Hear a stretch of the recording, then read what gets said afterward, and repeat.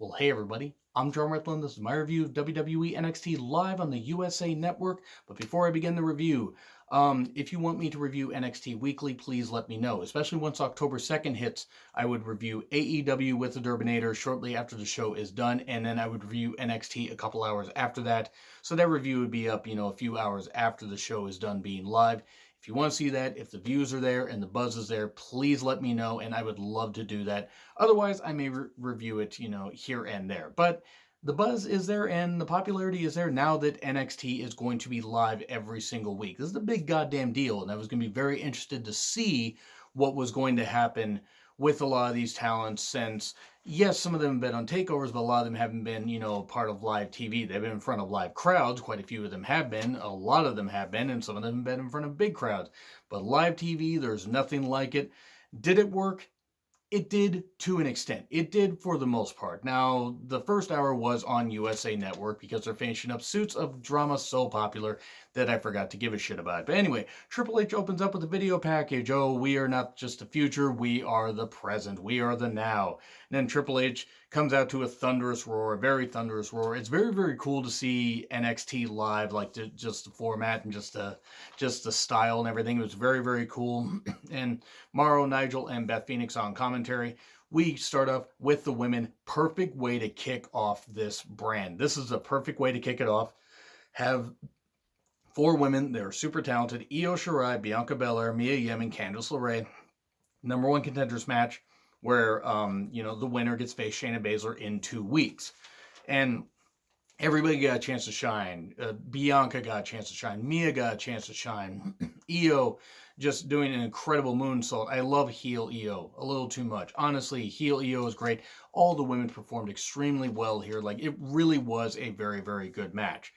And if you haven't had a chance to see it yet, Io Shirai versus Candice LeRae was absolutely incredible from the most recent takeover, the most recent U.S. takeover, that is, Takeover Toronto.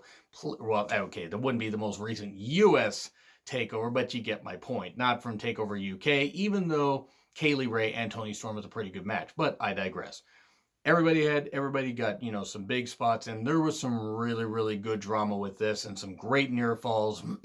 That moonsault outside by Io Shirai, that's how you do a goddamn moonsault. That's impressive. Bianca hit the KOD, almost got the victory.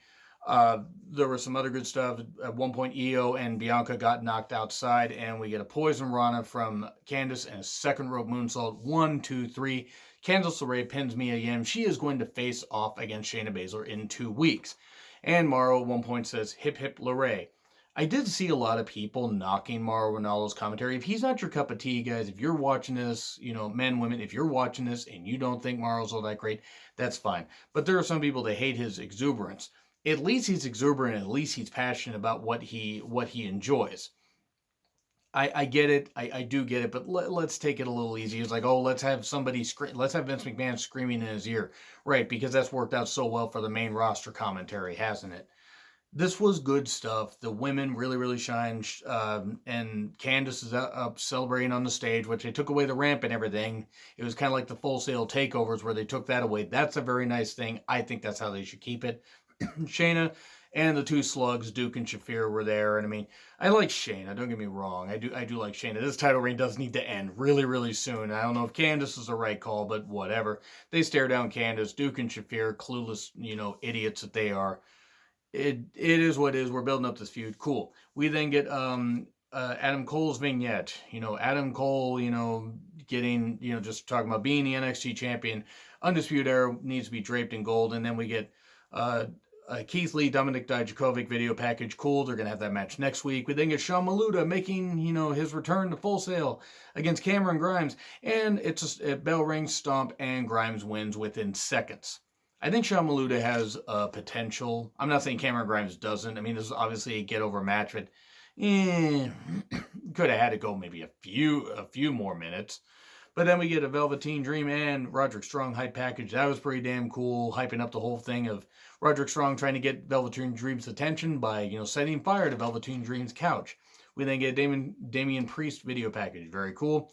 And then we get during this we get an AEW ad. We get an AEW ad. That was hilarious. USA Network just doesn't give a fuck. They just don't give a good goddamn fuck, which I can appreciate. I mean, honestly, hey, who knows? USA Network may have just said, okay, you want to take SmackDown away from us. Fine, we're going to take on this thing, but we're going to plug the competition for some reason. Now, I don't know if everybody got an AEW ad in their market. I got one in mine, so if you didn't get one in yours, my apologies. I'm just going by what I saw. We get Roderick Strong versus Velveteen Dream North American Championship. Pretty obvious where this one was going to fucking go from the beginning.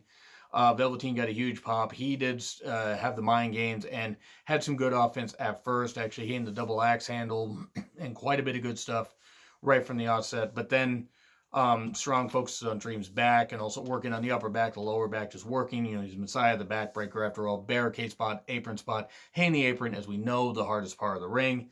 Very hard chops. Dream does come back. And there were some close near falls.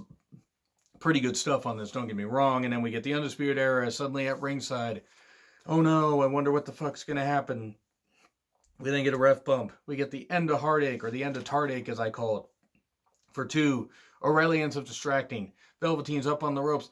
And super kick from Adam Cole. And an end of Heartache, 1, 2, 3. So we get Roderick Strong as a new North American champion, which is probably smart. Velveteen had held this title long enough. Velveteen should get a run with the NXT championship at some point, but he'd held it for 6-7 months, I think. I think he'd won it in February. It was February or March. So the whole point is he'd had a lengthy run with it just as well. Now we get the Undisputed Era draped in gold. And this was the end of the USA portion. And then we get, the WWE Network portion starting with the Undisputed Era still celebrating. More recasts, and then we get Shayna and Candice in 2 weeks. On October 2nd, trying to, do this whole thing of luring the audience in. Hey, people want a competition. People want healthy competition, so let's see what happens. Then we get Pete Dunne versus Arturo Ruas. I hope I pronounced that right. I probably should have wrote down how they said it. He used to be Adrian Jowd, and this was a pretty good match. It was a good mix of styles, British strong style, and Ruas's style. I'm sure I'm just fucking butchering his name, and I do apologize for that. But he goes to the ground early. Arturo does. We get some heavy strikes, a vicious clothesline from Pete Dunne. Good God, this is something else. Finger focus by Dunne as he fingers out the situation. Gross. But Arturo will not stay down. He had a nice kick.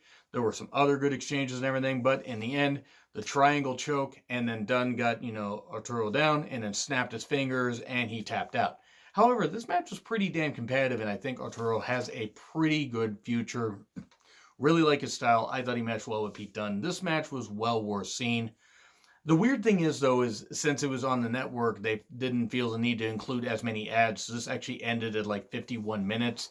Had it been on the USA Network, it would have included more ads, but it would have gone the full hour. So, still, Dunn and Arturo, that was a good match. And then we get Xiety versus Aliyah with Vanessa Bourne. People point out the botch thing, where Xia did slip off the ropes. Botches happen. If Aliyah had said that, I would have said the same thing. If Vanessa was in the match and that botch had happened, I would have said the same thing. I got nothing. I'm not Aliyah's biggest fan, but I'm not going to throw shade at her or say that she is such she's terrible or this kind of stuff or whatever. No, and it wasn't her fault that Xia slipped off the ropes. Just the same as if Xia had done that. It wouldn't have been Xia's fault that Aliyah slipped off the ropes. Botches happen. So we need to stop dumping on respective people. It happens. Xiety does get the win with a tornado kick soon after. I was a little bit surprised. I was surprised Aliyah didn't get the win. Because they were kind of using Aliyah and Vanessa Bourne decently. Especially considering they're one of the only tag teams, women's tag teams in NXT. I thought maybe you give them a quality win and maybe then have the NXT, women's, or not the NXT, but the women's tag team champion show up in NXT. Maybe they'll build that at some point. I think it would at least be nice because you could put them across all the brands. So, still, botch aside, match was fine for what it was. Xiety won. Hopefully, Aliyah and Vanessa Bourne can get more opportunities as things go on. We then get a guy named Denzel Dejournette, who looked like he leapt straight out of a 90s hip-hop video complete with the Zubas and waving his hands in the air like he just didn't care, except he should have cared because Imperium suddenly attacked him. Imperium minus Walter, and the crowd kept chanting, "Where is Walter? Where is Walter?" Walter's music hits. I thought the roof was going to come off of Full Sail. Good God, that pop was insane. And Full Sail ain't exactly that big, but they made a lot of noise. Humming along to Walter's theme, that was some great shit, and Walter was there because it was supposed to be Kushida against this Denzel Dejournette. And then Kushida's music hits. Kushida is going down to stare everybody, in Imperium, including Walter. Kushida has a goddamn death wish, but he wanted to face off against heavyweights, which is why he left New Japan, because they didn't want him out of the junior division for some reason. But oh God, he went to stare down Walter, and he says, "Now my time, now your time is mine." Okay, Kushida, why do you want to die? Why do you... Hey, whatever, it could be an interesting match. He does take out Imperium briefly, the three members, and then Walter gets a hold of him, but then he slinks out of his jacket, and he just dodges around everything and gets out of the way. Kushida versus Walter on NXT TV. Sure, shut up and take my money. Put Walter in the goddamn Rumble, by the way. I don't know what the fuck he'd do. I don't know if he wants to work a lot of American dates or not, because he has said that in the past, so who knows? This match, hey, I don't think it'll be longer than 7 minutes, as Walter will probably destroy him, but Kushida can still get some good offense in. So, basically inject this match directly into my veins. Oney Lorcan versus Lio Rush. Oh boy, Lio Rush, my favorite. Really, my favorite. Look, I'm not going to dwell on it. I don't know what Leo's been up to necessarily. I don't follow Lio on social media. I find him to be an insufferable gnat. I don't care for him. He's talented in the ring, I will say that. Number one contenders cruiserweight match. I was completely unbiased in this, except I was totally cheering for Oney Lorcan to win, though I knew he wouldn't. Oney does start off hot, gets a really close near fall, a couple uppercuts, big blockbuster, 1, 2. Lio does 3 quick dives soon afterwards. Lorcan does focus on the knee throughout the match. There were some nice uppercuts. Beautiful single leg crab, and then we get a springboard stunner by Lio for 2. We get back to single crab and STF. Lio kept fighting out of it. We get a strike slap battle and everything. And then Spanish fly, huge Spanish fly that he catches Oney out of, like just running and everything, and then hits the big old frog splash 1, 2, 3. So we get Lio Rush versus Drew Gulak at some point for the Cruiserweight title. This is smart. Get 205 Live. Get the show away. That way it's 7 hours of TV and not, even though 205 Live is on the network, nobody really watches it, or at least vast majority don't. Put the Cruiserweights on there and cool. You have that. So I'm not a fan of Lio Rush, as you can tell, but hey, whatever. He won. I was disappointed, but whatever. I really need to try and be less unbiased, even though we're all fans and we all have our own biases, but it is what it is. Lio won. The match was good. It was a good mix of styles. I will say that. It was a fresh match, and I like fresh matches. We then get Matt Riddle and Killian Dane in a street fight. This match, I don't think it ever started, or if it did, I don't think it ever finished. It was Dane attacking. Riddle tosses him a few times. They go outside. Dane gets a kendo stick, Riddle counters, and then they go into the crowd, and Dane just freaking just splashes and sits on him. Gross. They go backstage immediately, and then they're fighting out among the production truck. Imperium's just sitting at this random table right there, and because they're fighting near the table, Walter starts attacking Riddle. Then the Street Profits run in. Then Imperium runs in. Then the Street Profits run in. And then the Forgotten Sons run in. And then Pete Dunne runs in. And then a whole bunch of other people run in. I don't know who half the people were that ran in after that. But everybody runs in. And then, Dane and Riddle are fighting back. And then everybody starts brawling out into the arena, or into Full Sail. And it brawls and brawls. And then Dane dives on everybody. And everybody's doing this. And why the fuck was this happening? Are we just setting up a whole bunch of different feuds here? Why? I don't know. It was fun, but sometimes chaotic brawls can only do so much. I don't know. I feel like I'm maybe being a little bit critical. I think maybe they just gave up and they were like, well, shit, we can't have either guy lose at this point, so let's just have a big old brawl for absolutely no reason. So, overall, I'm going to say B. I'm going to say B. It was fun. It probably would have been closer to an A, except there were some parts that felt very, still NXT TV heavy, like the squashes and stuff like that and everything, and you're still going to get the squashes, but they're pretty soon going to have to feature big matches to build up to these takeovers.